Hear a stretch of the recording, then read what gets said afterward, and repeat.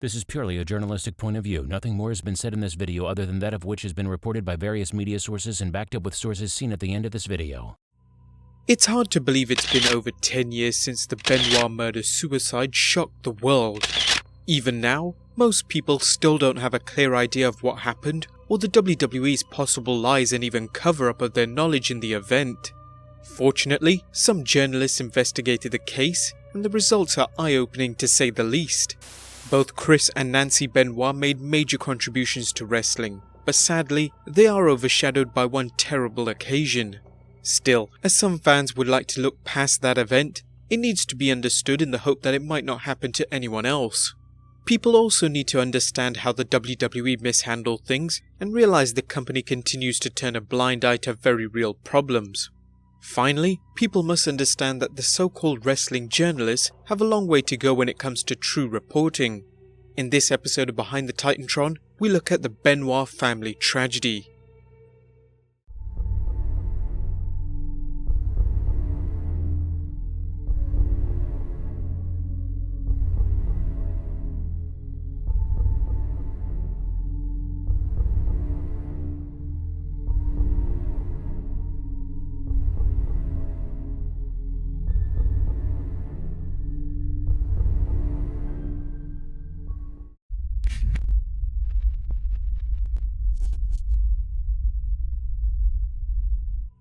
On Monday the 25th of June 2007, police discovered the bodies of Chris Benoit, wife Nancy and their 7-year-old Daniel.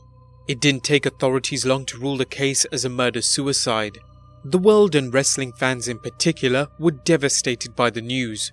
That same night, the WWE ran a 3-hour tribute show on Raw to Chris Benoit. But by the next night, Vince McMahon was removing all possible mentions of Chris Benoit from the WWE. How had a man praised by his peers as a quiet but nice person done such a terrible thing? Any discussion of the crime and the victims merits a brief discussion of them. Chris Benoit's story as a wrestler is a remarkable tale of a small man in a big man's world trying to reach the top. Benoit set his sights on wrestling at a young age, devoting himself to weight training and following the route of others before him, helping out behind the scenes with things like setting up the ring and getting the attention of other wrestlers. Benoit trained and performed in Calgary Stampede Wrestling before getting the opportunity to work in Japan. From there, he gained the reputation as a technician and pound for pound the best man in the business. However, his lack of charisma and size caused some to question how far he could go. Benoit did the right thing and ignored them, and he eventually won the WWE Championship. Although he had a short reign, he had reached the top of the industry. Nancy fared no different. While women such as Miss Elizabeth and Sunny are often credited with the development of the concept of divas in wrestling, her role in the development of the diva movement cannot be overstated. Nancy first caught the attention of Florida Championship Wrestling's Kevin Sullivan, who convinced her to join the satanic heel entourage as Fallen Angel, a diabolical valet who assisted him with his nefarious schemes against the territory's babyfaces. There were plenty of women in wrestling at the time of her debut, both in the ring as wrestlers and outside as valets and managers, but only few could match her looks. Fallen Angel's sex appeal led to photo shoots in wrestling magazines everywhere.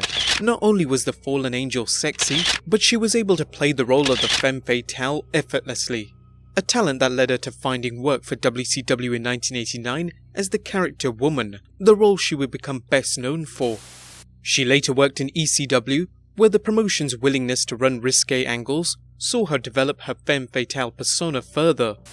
Woman's return to WCW was where she became linked with Chris Benoit forever. She began working again with her real-life husband Kevin Sullivan in WCW, where Sullivan wrestled and booked the shows. Sullivan even wrote a storyline where Woman had an affair with Benoit, while Benoit was feuding with him. When the smoke had cleared, the storyline had become reality, and Nancy and Chris were lovers. Nancy disappeared from WCW television in 1997 and wouldn't make an on-air appearance until 2004's WrestleMania 20, when she helped Chris Benoit celebrate his World Heavyweight Championship win. The two were married in 2000 and celebrated the birth of their child Daniel Christopher that year. As far as fans were concerned, the Benoits were a happy family, with Nancy managing things at home and Chris working around the world as a top wrestler.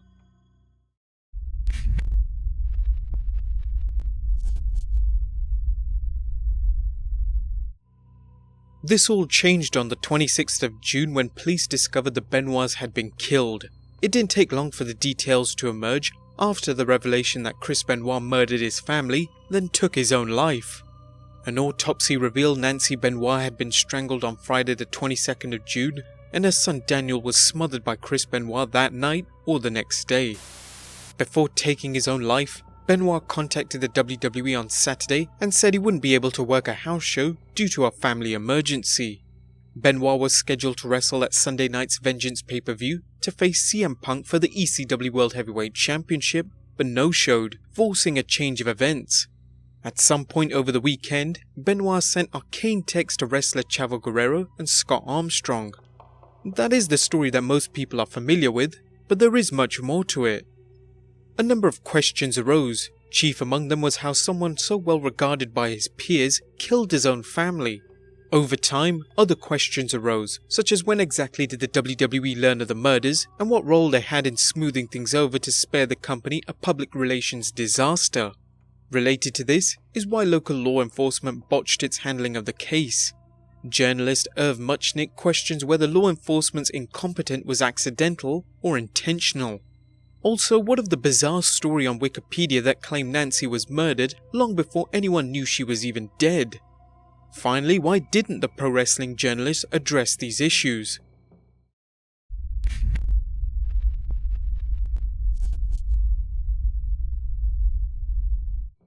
Several theories have been suggested to explain Benoit's actions. The first is that his many concussions in the ring caused severe brain damage. The second is that Benoit's chronic use of steroids caused him to experience severe mood swings and culminated in his killing spree. Another holds that Benoit's drug abuse contributed as well. Whilst it's been noted that Benoit suffered deep depression after the death of his close friend Eddie Guerrero, and that without Eddie's support, Benoit's marital problems caused him to snap. Another is that Benoit had a dark side that he kept hidden from people.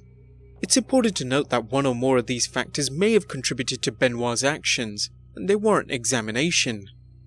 The role of concussions in affecting people's long-term health has been brought to the public's attention, largely due to the NFL's legal settlement with former players who claim concussions impacted their health, and that the NFL did nothing to take the proper steps to protect them. Concussions are suspected to cause or heighten the effects of problems like depression, mood swings, and memory. Benoit was notorious for taking unprotected chair shots to the head, and wrestling great Harley Race warned Benoit to stop using the diving headbutt, a move Race had used and knew the long-term effects of. The idea of repeated blows to the head causing brain damage is not a new phenomenon. Boxers who took one too many blows to the skull were said to be punch drunk. Over time, doctors expanded the study of this phenomenon to include other sports. Dr. Bennett Amalu noticed abnormalities in the brains of football players after conducting autopsies on them, which led to further exploration of brain damage caused by repeated blows to the head. Dr. Amalu called this condition chronic traumatic encephalopathy, also known as CTE, and warned the NFL about it. The NFL's response was slow, but a lawsuit settlement in August of 2013 suggests the NFL realized the dangers of CTE. Chris Benoit also used steroids to help get noticed by promoters who favored muscular wrestlers. While Benoit's greatest asset was his wrestling ability, he knew that the wrestling market, especially the WWE, favored big, preferably big and muscular workers. Using steroids allowed him to gain much desired muscle mass, but steroids cause short and long-term side effects. According to the National Institute on Drug Abuse, short-term abuse of anabolic steroids may lead to mental problems such as paranoid, extreme and unreasonable, jealousy, extreme irritability, delusions, which are false beliefs or ideas, and impaired judgment. Extreme mood swings can also occur, including roid rage, which are angry feelings and behavior that might lead to violence. It comes as no surprise that some link Benoit's steroid use to the crimes, especially given the reports of Benoit's behavior prior to the murders. Texts recovered from the scene revealed Nancy Benoit was extremely concerned about Chris's sudden mood swings and fits of rage. The long-term effects of steroids can be seen in the wrestling world, with some commentators noting that the alarming number of wrestler deaths at a young age are directly linked to steroid abuse. Anabolic steroid abuse may lead to serious, even permanent health problems such as kidney problems or failure, liver damage, enlarged heart, high blood pressure, and changes in blood cholesterol, all of which increase the risk of stroke and heart attack even in young people. Pharmaceuticals seem to go hand in hand with professional wrestlers, as do the problems associated with drug abuse. Wrestlers typically work a grueling and physical schedule that often leaves them in great pain and little or no option to take time off. Wrestlers sometimes found themselves stuck in a cycle of taking something to help them sleep, then something to help wake them up. Benoit took a variety of prescription pain medication, and like other wrestlers, he sometimes took more than he was supposed to. Side effects vary from drug to drug, but impaired judgment and mood swings are just two side effects that could have affected Benoit. Chris Benoit maintained a close friendship with fellow wrestler Eddie Guerrero, a friendship that offered stability in a world where Benoit was rarely at home and subject to the temptations of the road such as drug abuse, marital infidelity, and others. Benoit and Guerrero had both worked hard to overcome their small size, each making it to the main event of the WWE. Benoit was devastated when Guerrero's prior drug abuse and steroid use caught up with him, and in 2005, Guerrero's heart gave out at the age of 38. Friends around him noted that Benoit never seemed to recover from Guerrero's death, and no longer had someone to confide in, especially after his other close friend Johnny Grunge passed the next year. After Chris Benoit's death, facts emerged that Chris and Nancy had a rocky marriage, and Benoit no longer had anyone to confide in. Although it might seem odd that the death of a close friend could cause someone to snap, it should not be ruled out as a contributing factor. After a horrific crime such as an office shooting or murder of family, people often hear neighbors and friends talking of how quiet and or friendly the suspect was. Sometimes, facts emerge that the quiet person had deep personal problems that led to their actions. Although many of Benoit's co-workers praised him, stories emerged of a violent and sadistic side to Chris Benoit. Reportedly, Benoit could be a bully to fellow wrestlers, and his alleged physical and verbal altercations with wife Nancy suggested he could be an angry, even violent person.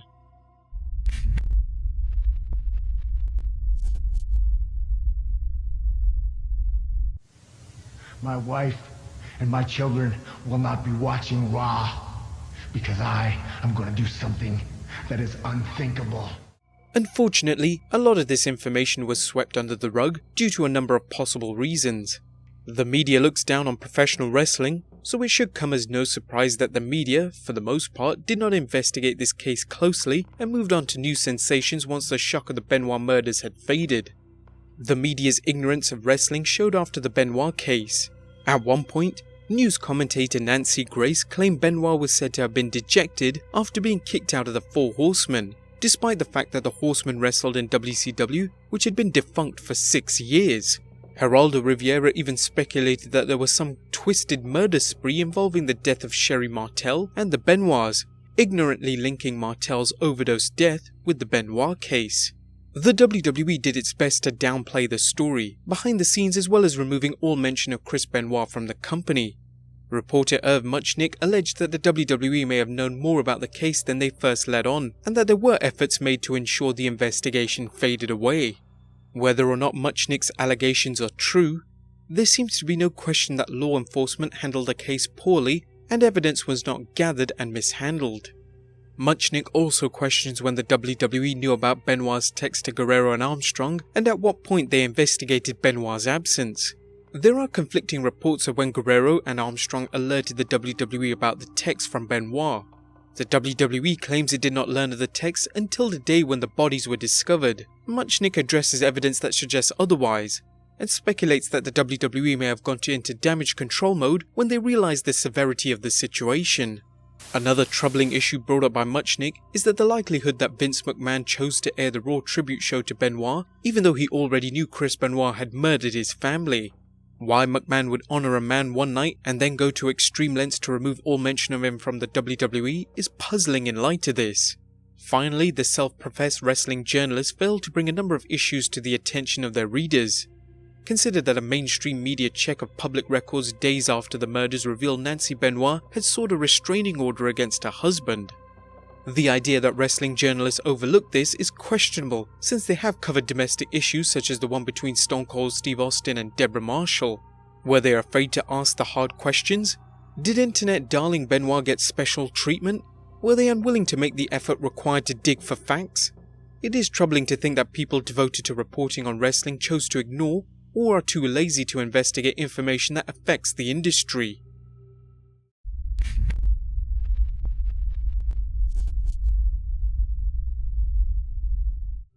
While we may never know the reasons that caused Benoit to snap, the horrific events serve as a warning to the dangers of drug abuse, concussions, and the work environment of professional wrestling. If the number of drugs, including steroids, in Benoit's system during his autopsy are any indication, the WWE's wellness policy is as worked as its matches. Everyone, not just wrestling fans, needs to know all of the facts and ask themselves what can be done to improve the well-being of wrestlers. When Chris Benoit took the life of his wife and son, the wrestling world and the world in general was stunned. The events were horrific and troubling because if it happened to Benoit, it might happen to anyone caught up in the WWE's self-defeating work schedule and health policies.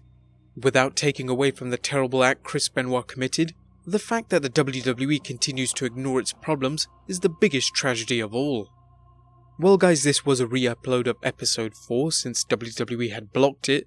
We hope you enjoyed this sort of remastering of the episode, but please continue to support the show by dropping a like, sharing the video on social media, and subscribing for more.